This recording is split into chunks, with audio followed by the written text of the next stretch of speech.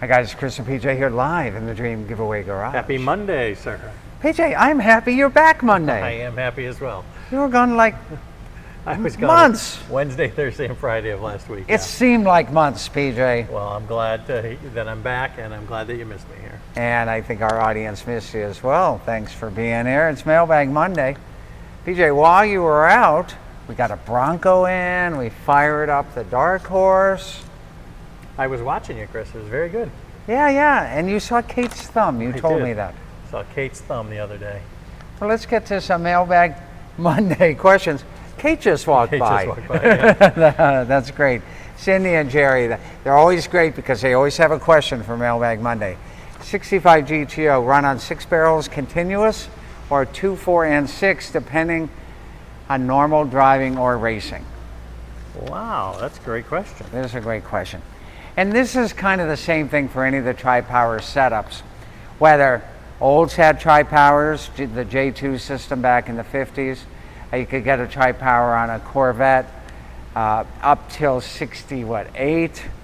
You could get tri-power on the GTO or a full-size Pontiac up through 66.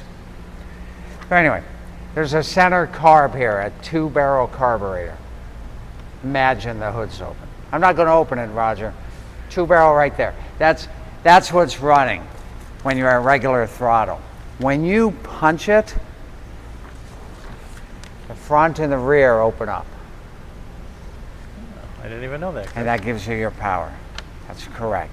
So if you're just tooling around town, you're really tooling around on a 2-barrel. But there's something about that sound of a tri-power. When you punch it on a Pontiac that has a tri-power, it has this really authoritative sound, unlike anything else that's out there. So there you go. Thanks for the question on that, guys. I don't know if Larry West has a question here about this. Go ahead, Larry. Vacuum or manual? Oh, that's a great question. So, I don't know if you guys knew, but I owned a 59 Pontiac. I bought a tri-power car, special ordered for a gentleman up in North Carolina who was a moonshine runner. Now, I don't have that vehicle anymore, but when that vehicle was delivered, it did have vacuum secondaries. Oh boy, those vacuum secondaries were prone to leaking. By 1965, there were mechanical secondaries. And so it is incredibly common, in fact, almost universal now, that if you find a Pontiac that has vacuum secondaries, to get those darn things out. Here's the main reason. They're a fire hazard. You don't want them.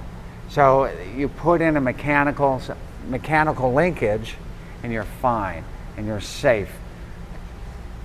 Vacuum secondaries, man, they got rid of those things as quick as they could. They were really a hazard. So Larry, thanks for that question. Any other questions there, PJ, before I answer questions here? So 70 CUDA, is it the same thing? The 440 6-pack, the same thing? Yeah, everything runs on the middle carburetor. When you hit the throttle, the front and the rear engage, and they give you all that extra power. So 2-barrel, 2-barrel, 2-barrel equals either a tri-power, a 6-pack, or a 6-barrel, depending what manufacturer you're at. I didn't know that, Chris. Good stuff. David Bordeaux would like to know, how many grand prizes do you have in your back pocket waiting to be announced? How many do you have in your back pocket? I have none in my back pocket. Well, let's see. I'm not going to give you any Easter eggs on these, but we have at least 3 grand prizes in Area 52 or thereabouts waiting to be announced. Again, we need to bring these vehicles in months before they actually launch for these sweepstakes.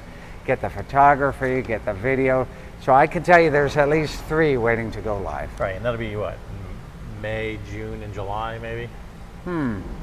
May. Yeah, May, June, and July. Next 3 months coming up. Beautiful. I have to think about that. Jamie Fearnow would like to know, what proof do I have that this even exists? You exist? Me exist? I'm here. The cars? I think he's talking about the Ram 3500. Let's go over there and take a look at it. The Ram 3500. Now look at it next to the Harley truck. Next to the Harley truck. Which Harley truck is taller. Okay. So now this is not an existential sort of philosophical discussion. Am I real? It's real. Yeah. It's real. I'm standing here. I think, therefore, I am standing in front of a Ram 3500. Right? Well, to be honest with you, I mean, such an amazing vehicle that somebody would say it's too good to be true. Right? $103,000. I'm not sure if the window sticker. I got a duck here, PJ. Look at all that. Here, I got this one. That's okay. right. Look at that. Let's Are you open this opening door. it? All Yep, right, go yep. for it. Just watch it because we're I tight gotcha. here in the parking space. Yep. Okay. Here. This is not Hollywood CGI. I am sitting in the Ram 3500 Our budget to isn't that prove big. to you that this is real, and I am now showing you the window sticker to the vehicle that I am sitting in to prove to you that this is real. If you still don't think it's real, well, that's on you. It's real. Yeah, our budget isn't that big to throw CGI in there. Indeed. Okay, let's sort of carefully walk through here, and we're going to walk over to Fordland. Larry says Ram was made for towing the Harley off-road. The Ram was? I don't know. That's quite Okay. quite the You vehicle. could. Why not?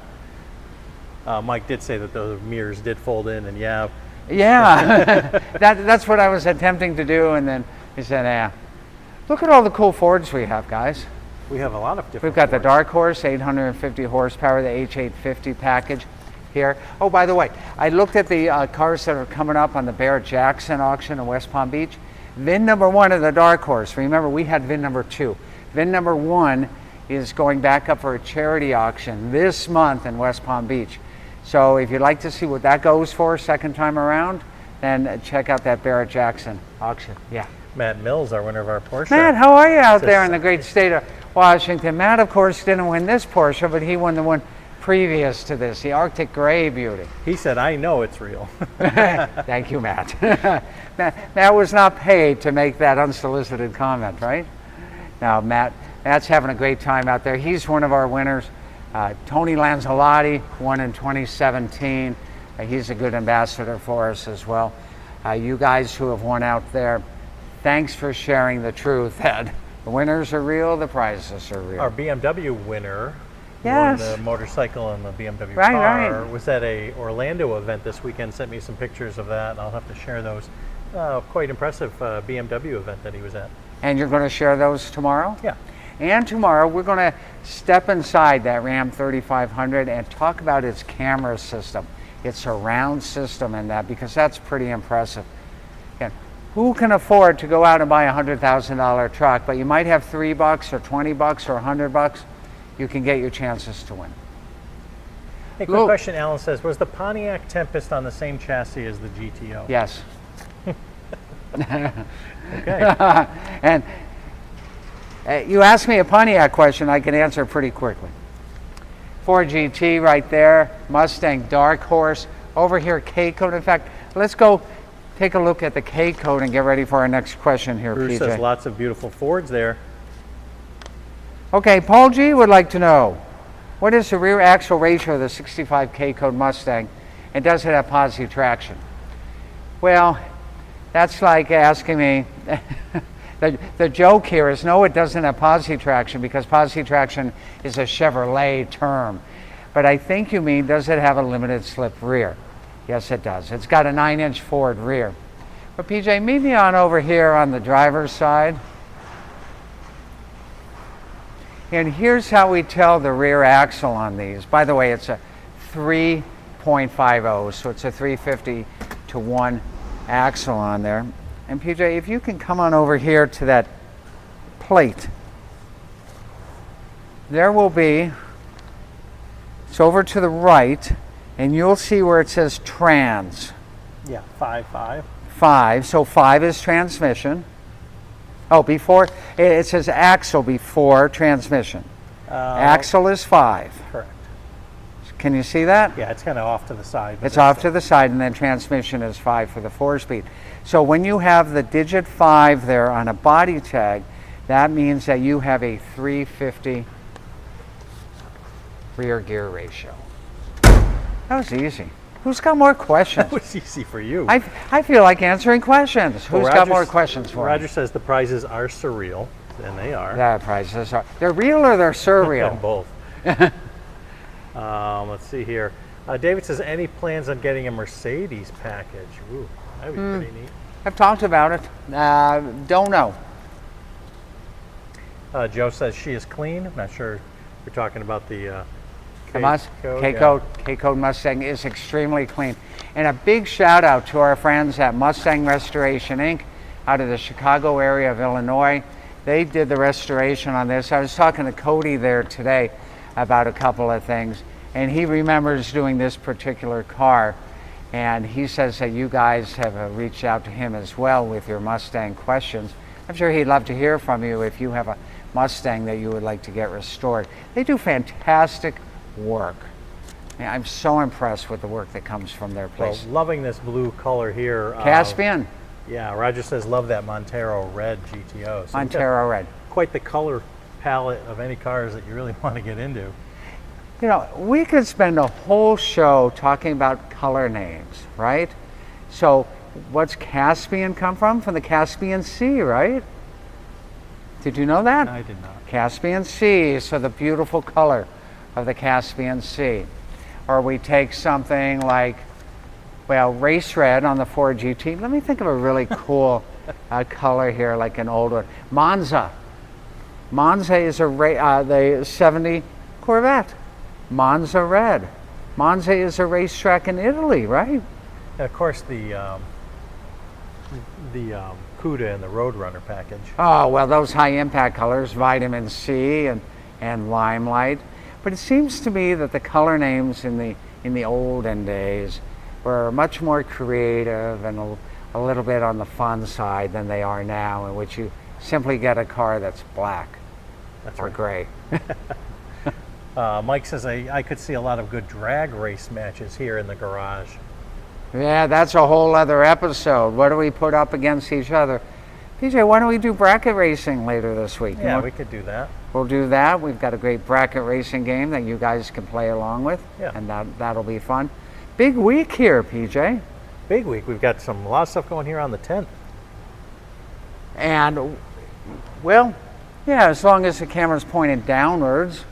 Yeah. There we go. Big Hearst Olds package. We'll find out who won those on Thursday. And the 10th is also the last day to get tickets for the big diesel truck. You're correct. So you've only got 3 days left to win the big diesel truck, the Ram 3500, that as of the last sighting, we believe is real. Mike Wells says, hey guys, hope you're having a great day. When I make a trip to Florida, I'm going to come by and see you guys. Please do. We had a great, some guests here on Friday or Thursday. And you guys are welcome here anytime that you like, but please call first, because we don't want you sitting out there in the lobby if we're in meetings or we're with a client. So call first and let us know that you'd like a tour. Set up a time for the tour, and we'll make sure we're available for you. Alan wants to know how we did in the NCAA basketball brackets. Now, we're here in Florida, so we're kind of excited that Florida made the final tonight. Big, huge game against Houston. Now, that's college, so the Yankees were not involved in this, right? No. And the Patriots and... the Patriots and the Yankees were not involved in this NCAA thing? That's correct. Okay, then. Ask PJ that. I don't know a whole lot about sports. I do know a little bit about automobiles. And with that, we'll see you guys tomorrow with more great fun, more great action, and more great grand prizes. It only happens right